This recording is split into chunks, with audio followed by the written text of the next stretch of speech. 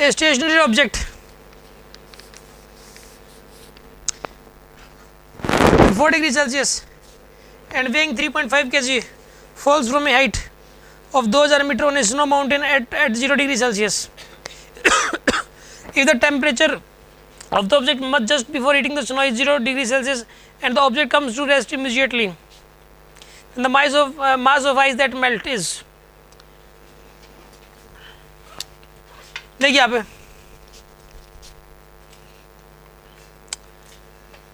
एक stationery object है eight 4 degree Celsius, ये ऑब्जेक्ट है 4 डिग्री सेल्सियस पे, इसका वेट है 3.5 kg,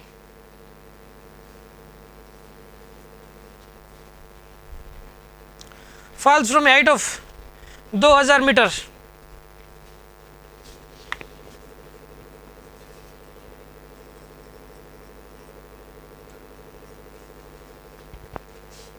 जीरो वेलोसिटी छोड़ दिया,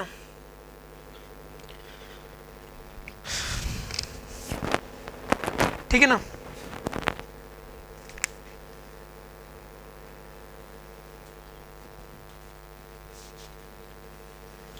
ये 0 डिग्री सेल्सियस है। If the temperature of the object just before hitting the snow is 0 degree Celsius and the object comes to rest immediately, mass of the ice that will melt is, इसकी वजह से कितनी ice melt हो जाएगी, इसकी specific capacity दे रखी होगी आपको।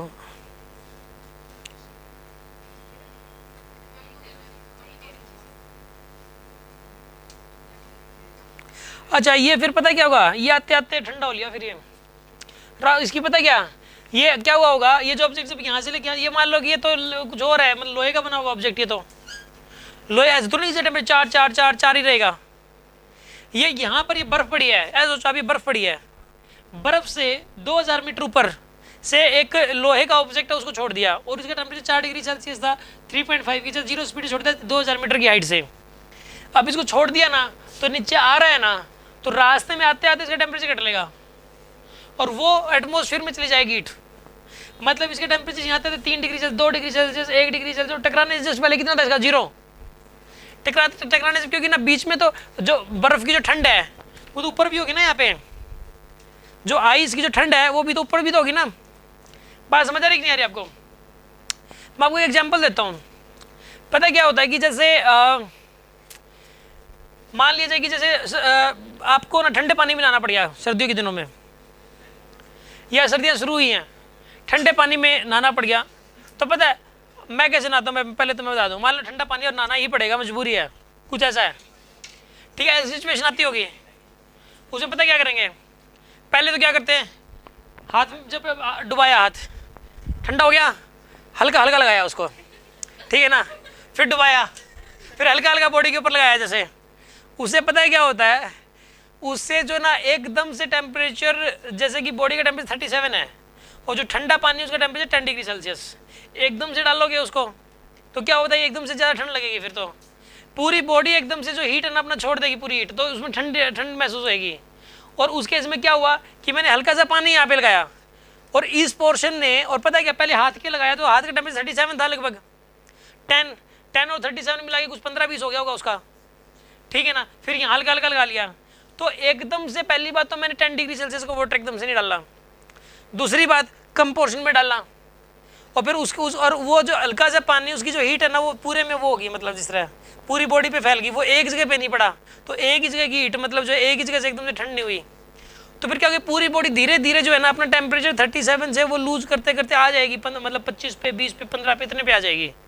फिर उसके बाद जब ऐसे करते करते फिर पानी डालोगे ना, फिर जो 10 वाला पानी है ना वो नॉर्मल लगेगा ऐसा केस में, ठीक है ना, जो 10 वाला जो पानी है ना वो भी नॉर्मल लगता है ऐसे केस के अंदर। तो ये इसका तरीका होता है कि ठंडे पानी से नहाना, तो मैं तो अक्सर ठंडे पानी से ही नहाता हूँ बहुत बार, अभी बिल्कुल ठंड होगी ना तो थोड़ा सा गर्म शुरू किया है। अब सुनो, इसके अंदर ऐसा ही है, बर्फ़ तक पहुँचने से पहले तो बर्फ़ तक तो ये पहुँचा भी नहीं है, बर्फ़ से पहुँचने तक पहले से तो क्या हुआ बताइए, ये मतलब जो है ना ये क्या होता चला गया, ठंडा होता चला गया, तो वो तो हिट गई एटमॉस्फेयर में। अब इसकी जो काइनेटिक एनर्जी है, या फिर बोले तो पोटेंशियल एनर्जी, वही काइनेटिक एनर्जी होगी, पोटेंशियल काइनेटिक एनर्जी बराबर होंगे। जब ये जहाँ पे इसके पास काइनेटिक एनर्जी 0 है तो पोटेंशियल एनर्जी है, टकराने से जस्ट पहले क्या होगी इसके पास काइनेटिक एनर्जी, और वो पोटेंशियल एनर्जी किस में कन्वर्ट होगी, काइनेटिक एनर्जी में कन्वर्ट हो चुकी होगी। मानते हो कि नहीं मानते आप बात को? तो सुनो अब आप इसके अंदर आप एक काम करो फिर कि ये जो पोटेंशियल जी mgh 3.5 g इंटू एच की वैल्यू कितनी है यहाँ पे 2000, ये किस में कन्वर्ट हो चुकी होगी बताइए आप? ये पूरी की पूरी उसको पिघलाने में आई 0 डिग्री सेल्सियस पे, उसका मास मान लो m पिघल गई। और LF कितना होता है इसका?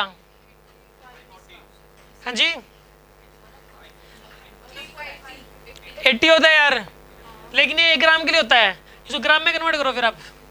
ये किलोग्राम था क्या? कोई बात नहीं, जूल आ जाएगी आपके पास इतनी हीट। जूल यहाँ पे 80 कैलोरी है, ये जूल में कन्वर्ट करने के लिए 4.2 से मल्टीप्लाई करो, ये भी जूल हो गया। और ये भी क्या यहाँ पे फिर ए पर को यार, ये किसकी है, मतलब ये क्या दे रखा है अब? 3.5 इंटू 10 रेज़ टू पावर, ठीक है, जूल पर सेकंड। ये पर सेकंड क्यों दे दिया?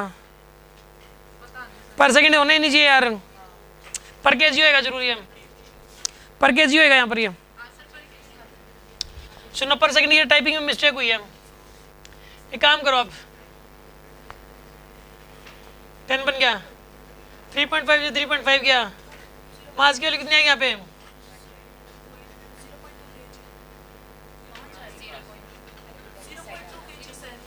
3.5 से 3.5 गया, ये 5 जीरो यहाँ पे 10 बच गया। 2 डिवाइड बाई 10 यानी कि 0.2 kg आंसर आएगा। 0.2 kg बोले तो 200 ग्राम, 200 ग्राम आंसर आएगा।